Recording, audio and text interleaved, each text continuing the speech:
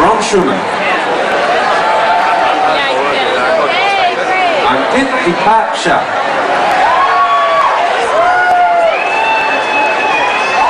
Yaji Chen. Isabella Stanka.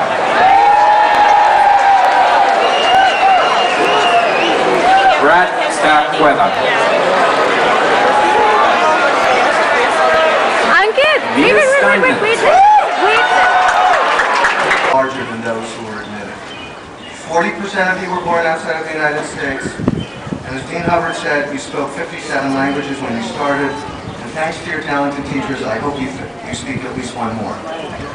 More students in this class attended the University of Pennsylvania than any other college in the country. But apparently I guess that they understood that they needed to leave the Wharton community to attend a really top-notch business school.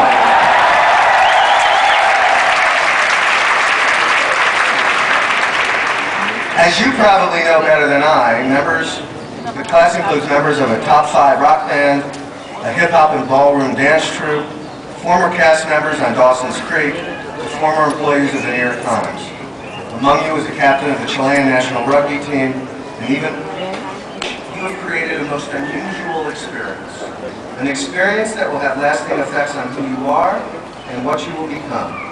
Congratulations to all of you who have worked very hard here.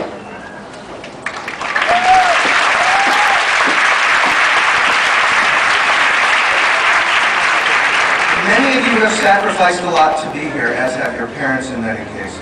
And as Dean Hubbard has always said, you are a student of the business school for 2 years, but an alum for life. Still, I've spoken to many of you, and you have told me, or many of you have, that you'd rather be starting business school today, rather than graduating right now into the world that we're all in. After all, everyone has been telling all of us that we're facing the worst economic moment since the Great Depression, and even worse. I recently attended a Forbes breakfast that opened with a presentation of the 75 worst ever economic conditions laid out in a kind of economic periodic table. As you can see, I start my days in a very positive, upbeat way.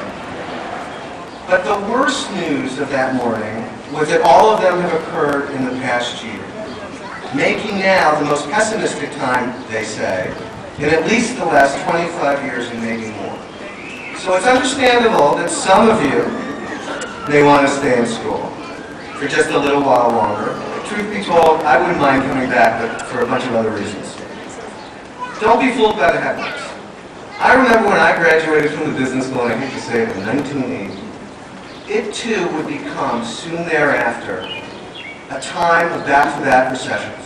The first in January 1980 while I was looking for a job, and the second soon thereafter in 1981, after finally acclimating to work and participating in the launch of MTV. That recession would last until the fall of 1982. In other words, I kind of have a sense of what you think you're facing, and as you can see, I've lived to tell my story. One thing I can tell you for sure, that recessions look and feel a lot less severe 20 years later. But boy, if I think back to that time, we were depressed. And probably with good reason. Oil prices, inflation, downsizing, higher interest rates. Most importantly, unemployment rates were climbing to unforeseen levels at the time. A new index, or relatively new, was the Consumer Confidence Index, and it was at its lowest time ever recorded. I remember visiting the campus only last year and thinking about my time here. Thinking about all the companies which I was sure, I imagined, or even dreamed I would one day retire from after my 2 years in the business school. And then I realized that many of them are barely recognizable today. They no longer even exist. Polaroid, Xerox, airlines like Pan Am and TWA. Some didn't exist because of vertical integration, some because of consolidation. Others were made obscure by fast-moving technology, and others because they believed that they were invincible. Fast forward to a year ago. Most of us could not imagine life without Lehman Brothers or Bear Stearns, or how radically different our entire banking system would look, let alone our automotive and media industries, and how they would change so quickly. Who would have imagined that investment banks, representing the majority of the jobs for our own graduating seniors, would barely be hiring? I read earlier this month in the New York Times, and I'm sure many of you did as well, that MBA classes have this history, if you will, of piling into bubbles. That the number of students who wanted to work on Wall Street reached all-time highs just 18 months ago. Half of Harvard's class last year went into finance. This year it will be far fewer. The generational shift away from Wall Street will certainly continue. Until, as the New York Times said, the next time. The next expanding bubble happens. I remember speaking to the class of 2005 when they first entered the school, most of whom lamented how much less wealthy they would be as a result of being trapped for 2 years here and not working at a hedge fund. Now those 6- and 7-figure salaries aren't quite as easy to locate, and landing one no longer automatically ensures financial and career success. Today, the hot areas, as many of you probably know, are venture stage businesses, energy, overseas companies, and thankfully the government. At least, I guess, until the next time. If seemingly blue chip brands like these are so fragile, what should you expect to find? What choices should you make? And how can you improve your own chances for success, both for long and short-term success? Clearly, the products and tools that you have at your disposal are far better than ever. As a result, you're better equipped than all the MBAs that came before you. Compare yourself to athletes today. Today's athletes are faster and they're stronger than ever. Their skills are better, their equipment is better, their training techniques are better. And so probably the methods that they use to conceal their steroids. However, jokes aside, these athletes continue to improve every year. As their skills, equipment, and training techniques evolve, so does the game. And so do the competitors. So each new generation of athletes must adopt to new rules and new standards. And if your name happens to be Nike or Chef Boyardee, feel free to change it. Challenge your new boss. Number 7. Do not simply give him or her the answer that he or she wants. Anyone can do that. That's how you keep your job. If you want to see a better way, figure out how to convince them to do what is right. That's how you get their job. Number 6.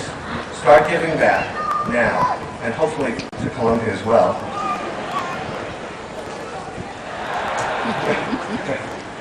Donate a percentage of your salary to something you care about every year. Whatever you give truly does come back to you tenfold. Number 5, relax. Keep your job in perspective. I know few people who on their deathbed wish they had worked another year. Number 4, do the right thing. There are no shades of gray. There is right and there is wrong. If you tell anyone a secret, it's no longer a secret. Be noble. Hopefully you will be doing business with the same people today as you will be in 25 years. Number 3, for your own sanity, switch it up now and again. You deserve to change careers more than once in your lifetime. Many of you are already predisposed to do this. This class remarkably began their time at Columbia with 69 master's degrees, 9 JDs, 2 PhDs, and 2 MDs, among many other interesting careers. Now you're switching it up. Keep doing that. Number 2, invest in yourself. Have a little fun. A friend of mine told me the other day that if you bought $1,000 worth of Citibank stock last year, it would be worth barely $150 today. But if you bought $1,000 in beer last year and recycled bottles, they would be worth about $250 with you, and maybe even for you in the coming years. Welcome to the real world. Make you yours.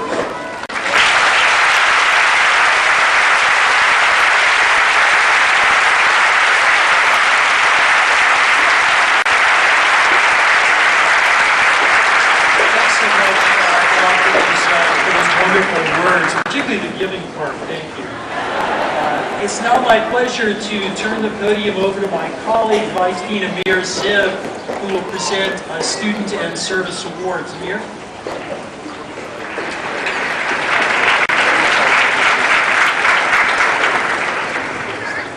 Good afternoon. I'm pleased to announce the following academic awards.